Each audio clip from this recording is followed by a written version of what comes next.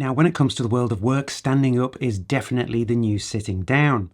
During the pandemic, there was, of course, a vast move to working from home, and many people have never gone back to the office. So if, like me, you're working from home for the foreseeable future, you definitely want to be comfortable while doing it. Now, for most of the time since I built my studio, I've been working at a self-built desk, and I was quite proud of what I managed to cobble together from lots of different DIY projects. But making videos for 8 hours a day when you're sat down is very hard work, and I was noticing some changes in my posture that I really didn't like, even though I go running a couple of times a week and do yoga. So I finally decided to join the standing desk revolution and began to look around for a desk that A, wouldn't bankrupt me, and B, would suit my needs. And I set myself a hard and fast budget of £500. But looking online, there are literally hundreds of desks at wildly varying prices, and I just didn't know which one to go for. I kept reading lots of different reviews of different desks on Amazon and making lots of price comparisons, but I really couldn't make a decision. But then I suddenly realised that the whole point of choosing a standing desk was so that I would feel better in my general health and well-being, and there are a few things more important than that. So why was I wasting my time looking at hundreds of desks from brands that I'd never even heard of and trying to get a really good cheap deal when I should just go for a trusted brand? And that's why I went for the Idasen standing desk from Ikea. I went for the slightly more costly £599 version of this desk because it has a larger top, measuring 80 centimetres by 160 centimetres. This gives me more than enough room for my screen, laptop, keypad, mouse, trackpad, a couple of lamps and my monitor speakers. I went for the brown wood effect top as it just seems to go so much better with the grey walls of my office, and there's no way I was going to choose the black top because you can see every single speck of dust on it. So what made me blow my budget by almost £100 and go for this specific desk? Well, first of all, it's the 10-year guarantee that this desk comes with. During my research, I discovered that IKEA now work with a company called Linac, and it seems that Linac have a reputation for making the world's best gears, drive systems and columns when it comes to standing desks. And the main bulk of the cost of this desk is, of course, the mechanism. But given Linac's reputation, this may go some way towards easing your financial pain. Unfortunately, I did have to pay an extra £50 for delivery because I just don't have a car big enough to pick up this item, but it's still cheaper than buying a new car. Now, IKEA always give you a rough idea of how long it takes to put together any of their items. I usually just ignore this. I take a big deep breath and I start putting the item together at my own pace, and I usually put on some music to keep me calm. Luckily though, assembly is pretty straightforward, but you do need to pay attention when installing the electrics into the centre of the frame. There are also some quite heavy parts, including the legs. And when it comes to finally putting on the desktop, I would recommend that you do get help from a friend because you don't want to scratch or damage it. And once fully assembled, it's then just a matter of positioning your up-down switch in the right place, whether you want it on the left or the right. Once your desk is fully assembled, you can stand back and marvel at its dimensions. As I said before, the top measures 80 centimetres by 160 centimetres, and that's more than enough room for my needs.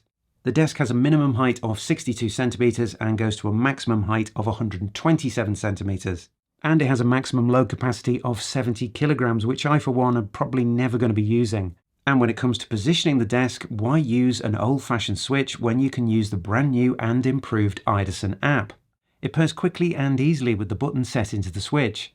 You can then program and name your height settings and move easily between them with the new and improved one-touch control. I've been using the Idåsen for just over a month now, and I have to say that overall I'm really happy with my purchase. Whether you're standing or sitting, this desk feels solid and reliable. And when the desk is in motion, there are no judders or wobbles making me afraid for the safety of my equipment. And when I'm standing at my desk making decisions on my incredibly complex edits, I can lean while I ponder and not worry about this desk falling over. The mechanism is smooth and steady in action as it glides up and down, and most importantly, this desk doesn't make too much noise while doing so, and it never sounds like it's straining while trying to get into one position or another, unlike me. There's also a safety collision avoidance system built into this desk, so if it does hit something either going up or going down, it immediately stops.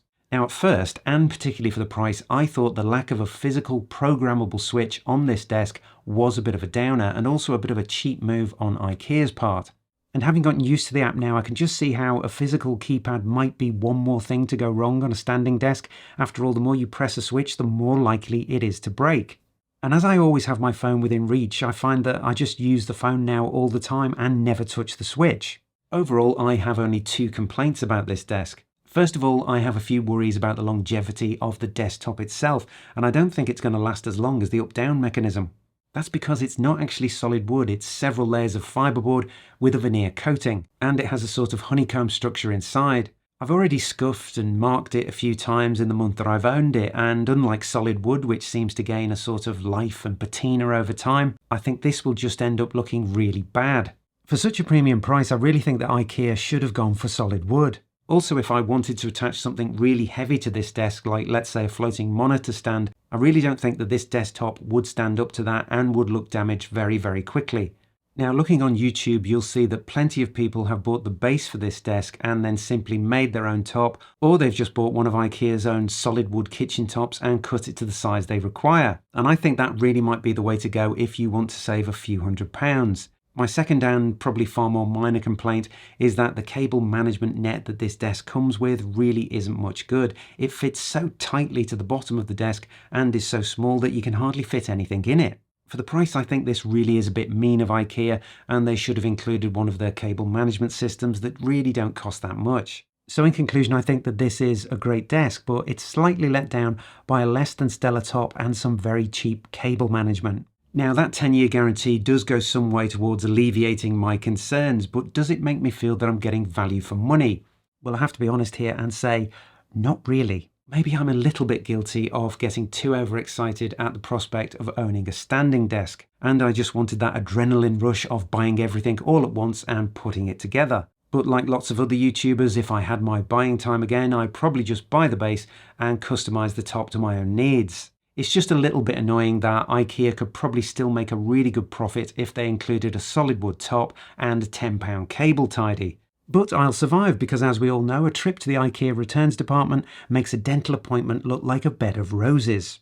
But as usual, I'd like to know what you think. Are you considering joining the standing desk revolution for the first time? If so, which one are you going to go for? Just leave your thoughts and comments down below. And also remember, standing up for a long time is as bad as sitting down for a long time. So mix it up, dudes, and I'll see you in the next one. Thanks a lot. Bye-bye.